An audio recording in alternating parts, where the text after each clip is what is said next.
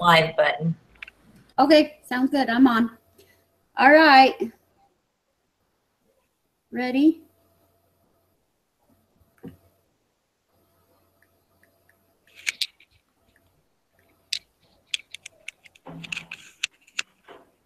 Have you ever stopped to watch what chickens in a coop do to each other?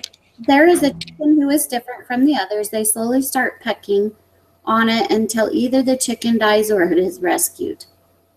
Beware of the urge to pick on the one who's different. By Greg Jensen. The topic I'd like to address is bullying in schools. There is potential harm in kids getting bullied at school, and there are ways that we can help to overcome this problem.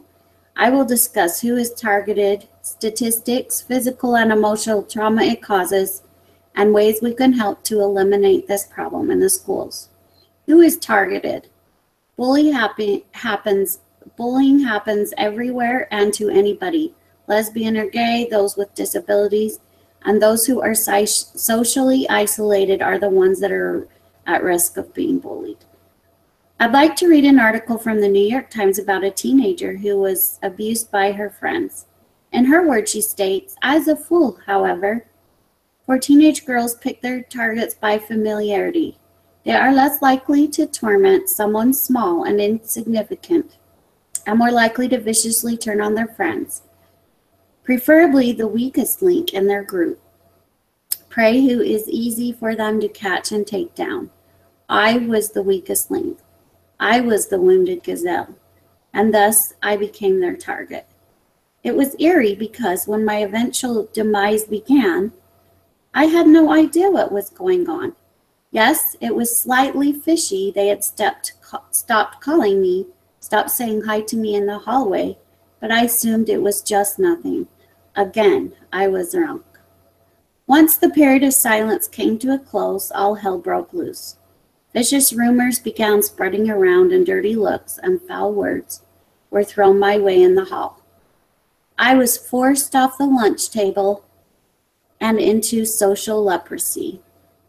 Exactly a week after phase 2, social alienation, I received an email from the ringleader of the group. I opened it to reveal a headline that bluntly stated, 50 reasons why we can't be your friend. Underneath the headline, as promised, were neatly 50 reasons ranging from my body to my personality to my clothes that stated clearly the reason for my alienation. I felt sick, bullied by Lena Raleigh, 17, from Montclair, New Jersey. This same thing happened to me in junior high. I know how this girl felt. Something similar happened to me. In the 8th grade, my friends were passing around a notebook that talked about why they didn't like me. I felt sick, just like Lena. Chances are you have had something like this happen to you or know of someone who's been bullied. Maybe you can relate on how some of those bullied might feel.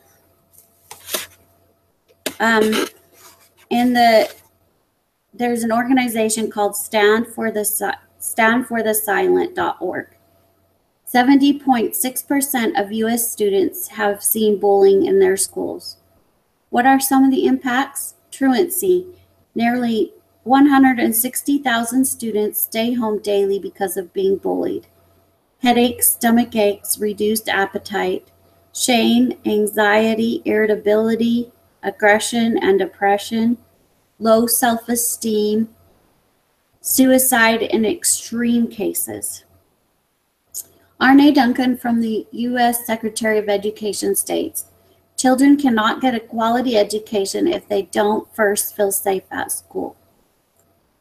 Journal of Pediatrics states, the child who is overweight is the most likely to get bullied. What happens to us early on in life can impact us later in life. Who is likely to bully others?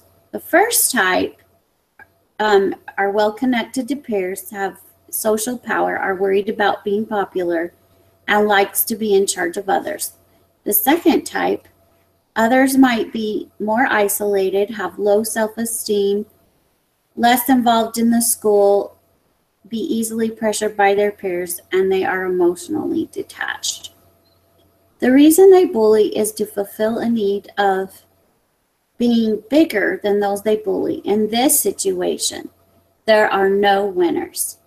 While the ones that really get the hard hit are the bullied, those who bully quite often miss the opportunity to learn other ways to deal with their aggressive behaviors. They are more likely to commit crimes later in life. What can be done? Those schools who have an anti-bullying program have a 50% decrease in school bullying. I found an awesome website that shares a story about Rachel. They have a group of individuals who visit schools and do an assembly on her story. She was the first one to be shot in the Columbine shootings and also killed.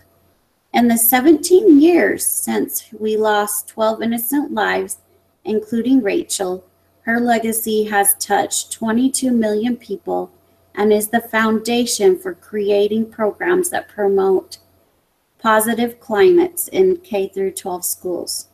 Her vision to start a chain reaction of kindness and compassion is the basis for our mission, making schools safer, more connected, place where bullying and violence are replaced with kindness and respect, and where learning and teaching are awakened to the fullest. And it works.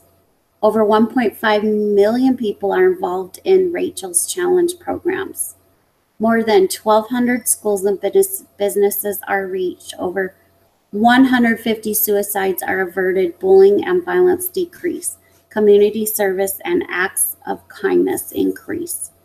I will include the website for Rachel's story on my post. Together we can help those who are targeted and also the bullies to feel a unity of love and compassion and love those who are different instead of pecking on them like the chickens. Beware of the urge to peck on the one who's different.